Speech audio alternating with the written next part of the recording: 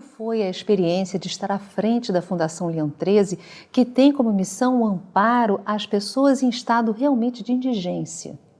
Foi uma experiência interessante porque era um momento de mudanças. Naquele período, não havia nem na cidade, nem no estado, nem no Brasil, uma política estabelecida de maneira organizada, estruturada, para atender a essa população chamada população em situação de rua, que é uma população das mais esquecidas, abandonadas, indigentes, estão pelas ruas, sem moradia, sem alimento, sem amparo, sem assistência.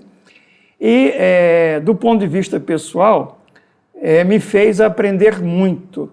Do ponto de vista institucional, me fez pensar no que se podia fazer dentro dos limites que a época impunha. De lá para cá o tempo avançou e aquilo que foi experimentado de maneira embrionária, com muito esforço e às vezes com algum sucesso e também insucesso, hoje se transformou numa política pública. Existe hoje uma política nacional aprovada para atender essa população em situação de rua, porque, dada as necessidades e demanda dessa população, as ações devem ser múltiplas.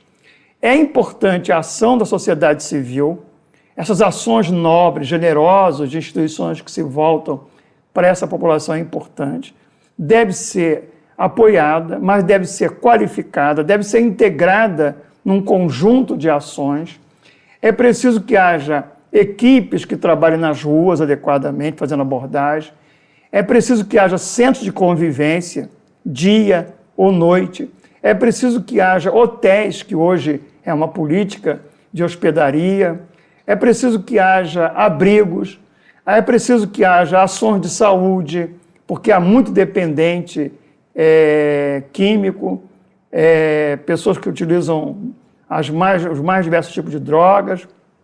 Há doentes de transtornos mentais, há portadores de AIDS, de tuberculose. Então, há que ser um conjunto de ações e a sociedade tem que acordar para isso, tem que estar desperta, ao invés de rejeitar, olhar isso com certa indiferença. O problema não é meu, o problema pertence ao governo, ainda que assim seja. Para resolver esses problemas que marcam uma sociedade é preciso um esforço coletivo. E na minha experiência, a exemplo do Betinho, havia uma rede de solidariedade humana. Várias instituições convergiam para o mesmo fim em meio às dificuldades que se experimentavam. Foi uma experiência que me ensinou muito. Me ensinou quão importante é que haja instituições governamentais a quem deve cumprir esse papel, mas a importância da sociedade civil, e é preciso, e isto para mim é uma lição extraordinária, é preciso humanizar uma cidade. Quando nós estamos aí nessas vésperas de jogos que vão trazer tanta importância para a cidade, que já é maravilhosa, né? Vai estar nos cartões postais, esperamos aí anos próximos dessa cidade sendo ainda mais conhecida, divulgada, visitada.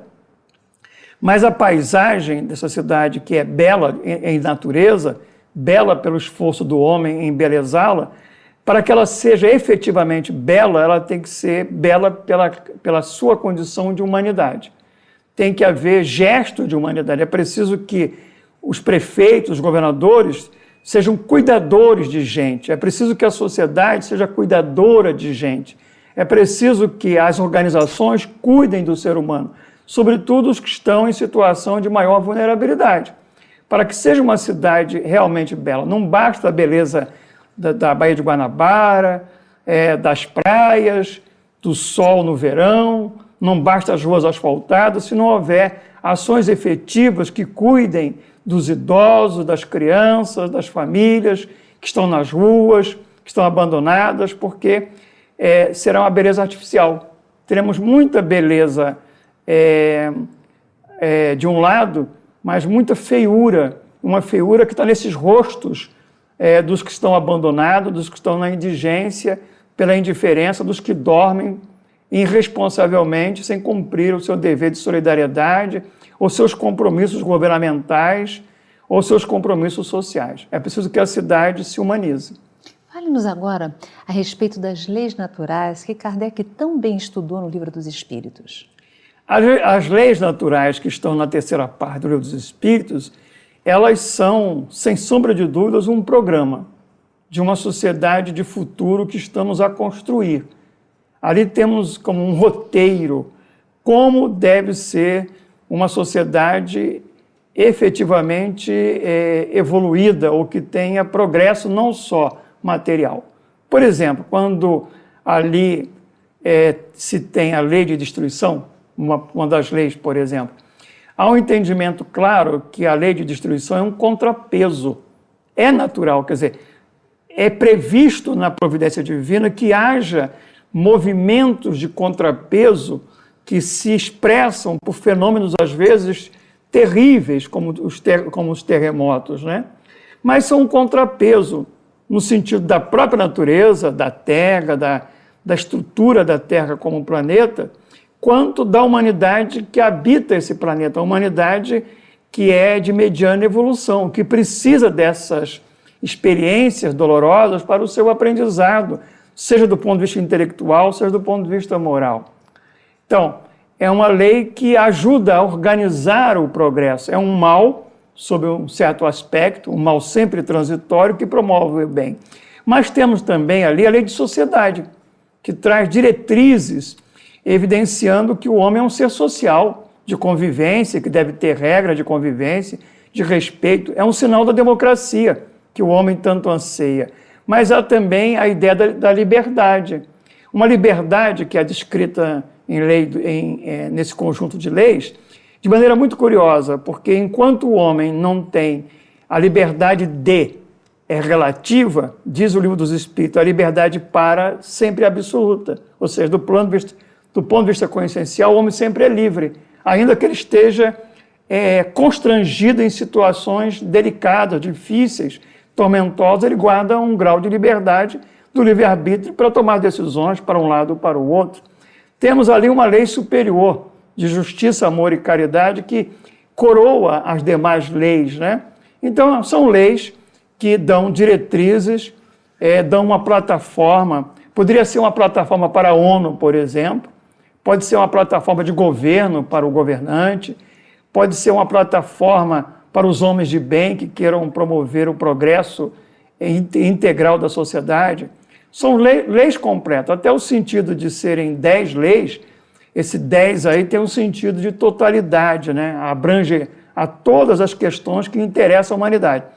E na própria lei, ao explicá-las, né, que são leis morais, os espíritos dizem, numa síntese, que são leis que tratam da relação do homem consigo mesmo, no plano da sua própria consciência, das relações do homem com outro homem, no plano das relações sociais institucionais, e do homem com Deus.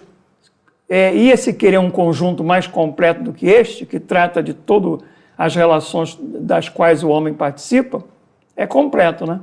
Edivaldo, apesar de todas as dificuldades que nós passamos na vida atual, em realidade nunca houve tanto movimento de solidariedade e instituições como as organizações não governamentais que objetivam dar amparo. Isso é um sinal de que o mundo novo realmente já está começando a se estruturar? Sem dúvida, é que quando temos homens e mulheres em diferentes posições, né, diferentes religiões, se colocando nesse movimento, né, preocupado com o outro, se organizando, fazendo movimentos, mutirões, agindo, já é um sinal de despertamento de uma consciência solidária, né? O homem vai na sua marcha natural de progresso, despertando a consciência no sentido de ampliá-la. E essa amplitude da consciência significa um acercamento, uma capacidade de acercamento, de aproximar-se do outro, como Jesus vislumbrava como resultante da caridade ou da compaixão, não é? É tão interessante a gente observar esses movimentos aqui e acolá, os mais diferentes movimentos, nas mais diferentes condições, sempre preocupado com outros, isso é um sinal dos tempos novos, né? Ao lado dos problemas, que certamente há, temos também esse gesto de bondade, que são sinais do mundo novo, já desenhado por Jesus, proposto por ele, que a doutrina espírita também, de maneira antecipada, já vislumbrava no Livro dos Espíritos, nos demais livros, né? E os Espíritos, desde Allan Kardec, têm mencionado um tempo novo de uma humanidade nova. Suas palavras finais. É só para agradecer e dizer da alegria de estar aqui. Obrigada, Edivaldo, pela sua presença no nosso programa.